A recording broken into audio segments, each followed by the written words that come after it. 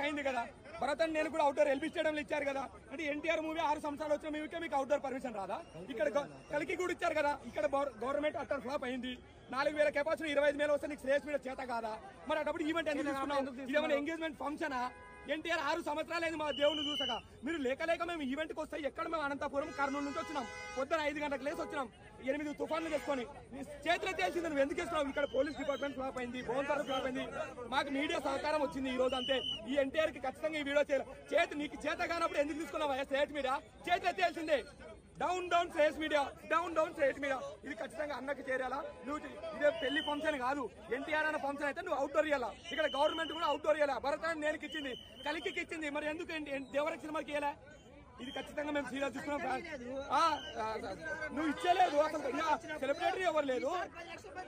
ఈసారి వస్తాను. నువ్వు మళ్ళీ ఒకసారి ఆంధ్ర వాళ్ళ గుర్తు చేస్తాము. చెప్తున్నాము. స్టేట్ మీడియా చెత్త మీడియా చేతులు ఎత్తేసింది ఈ రోజు. ఎన్టీఆర్ ఫ్యాన్స్ మళ్ళీ ఖచ్చితంగా నిరాశ జరుగుతుంది. ఖచ్చితంగా చూపిస్తున్నాం.